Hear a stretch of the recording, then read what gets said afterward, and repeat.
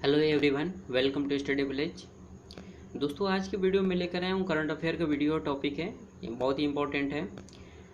जैसा कि आप लोगों जानते होंगे कि G7 जो समिट है वो अभी 11-12 जून को होना था, जो पोस्टपोन करके सितंबर तक पहुंचा दिया गया है।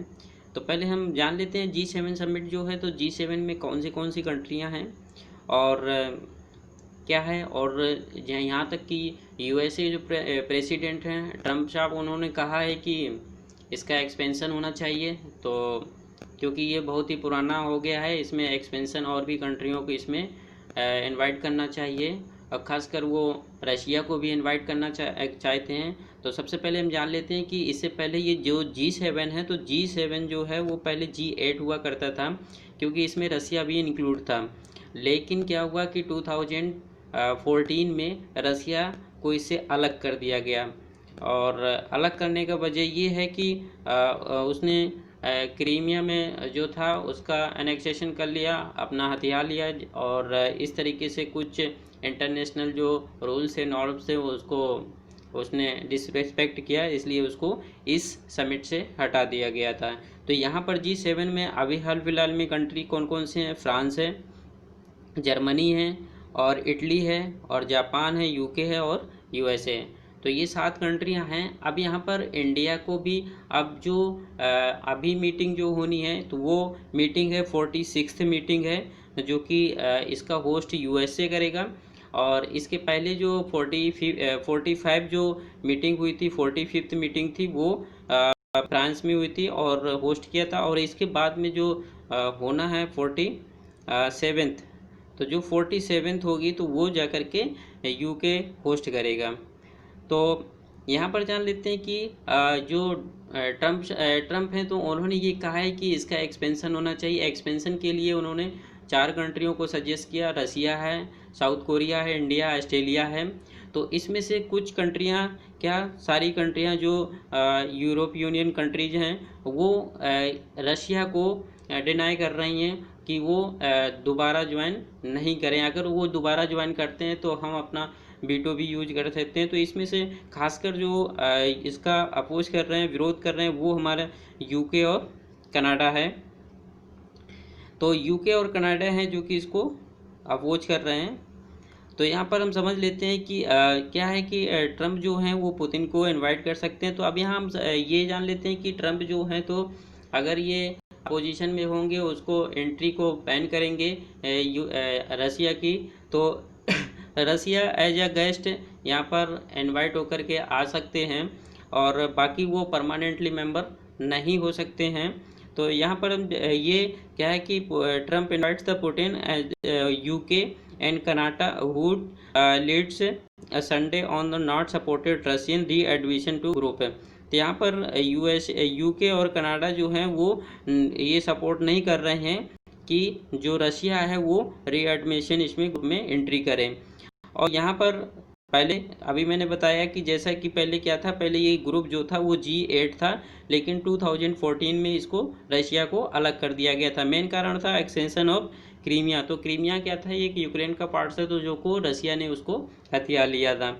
अब क्रीमिया यहाँ पर, और तो इसमें क्या कहा गया था कि जो इन्फ्लुएंस इंटरनेशनल रूल्स और norm why remaining the outside the G7, और तो इसको अलग कर दिया गया था, किसको, रसिया को, जब इसने क्रीमिया को हटाया था। अब इसमें Canada prime minister Justin Trudeau ने कहा है कि न्यू कॉन्फ्रेंस में कि रसिया इसमें से शामिल नहीं हो सकता है। और यूके प्राइम मिनिस्टर ने भी कहा है, बोरिस जॉनसन ने भी कहा है कि veto proposal to allow Russia rejoining दुबई, अगर रसिया रिज्वाइन करता है तो हम वीटो अप्लाई करेंगे। तो मेनली यहाँ पर देखते ये है कि जो यूके है, तो यूके रशिया के अपोज क्यों है, यूके को नहीं क्यों नहीं चाह रहा है कि रसिया इसमें शामिल हो। तो मेनली ये होता है कि 2018 में जो वहाँ पर नर्व से एजेंट थे, जो फॉर्मर स्पाई रशियन स्पाइस थे, उन पर अटैक हुआ था, तो जिसमें से ये कहा गया था कि ये रशिया ने अटैक करवाया था। तो इस वजह से इनसे जो यूके है वो विरोध में रहता है। और दूसरा बात यहाँ पर ये भी है कि कनाडा जो यूके कनाडा है, और यहाँ पर जर्मनी की अगर बात करते हैं तो जर्मनी भी ये कहता है कि हमारी इंटेलिजेंसी जो उस पर ये इसकी खुफिया एजेंसी जो इंटेलिजेंसी उसका जासूसी करते हैं, तो वो भी जर्मनी इसके अपोज में है। और UK had the relationship Russia which is the blamed the nerve agent the attack form Russian spy England 2018। तो यूके ने क्या किया था, यूके इसलिए इसके अपोज में है। अब यहाँ पर देखना ये है कि अगर ये चाइना यहाँ पर अगर रसिया इसमें G7 में, तो इसमें बहुत सारे सेंसेक्स लगे हुए हैं जो कि अगर G7 में एंट्री इसको मिल जाती है तो बहुत सारे सेंसेक्स वो कम हो जाएंगे, लेकिन ऐसा नहीं हो रहा है। तो जब इसमें G7 में एंट्री नहीं मिलती है तो ये रशिया है तो वो ये ट्रेड करेगा अपना चाइना के साथ में। जब चाइना के साथ ट्रेड करेगा, अब यहाँ पर भारत को ये समझना होगा कि भारत जो है एससीओ का भी मेंबर है और ब्रिक्स का भी मेंबर है, रसिया भी है। लेकिन यहाँ पर अब जब अगर कोई भी यहाँ पर डिक्लेरेशन अगर G7 कंट्री जो देती है तो उसमें से अब देखना होगा कि अगर वो चाइना के अपोज में देती है तो उसका कभी ना कभी आगे चल के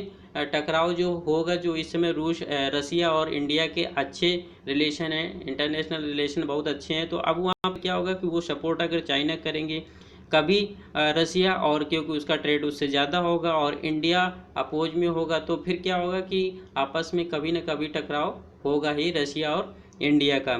तो ये देखने को मिलता है यहाँ पर। तो इससे ये कहा जा सकता है कि अब भारत को कैसे बैलेंस बनाकर रखना होगा, क्योंकि भारत ब्रिक्स का भी एक मेंबर है और एससीओ का भी मेंबर है और रसिया भी है दोनों। तो यहाँ पर देखना होगा कि ये रसिया जो इंडिया जो है वो किस तरीके से बैलेंस बनाता है।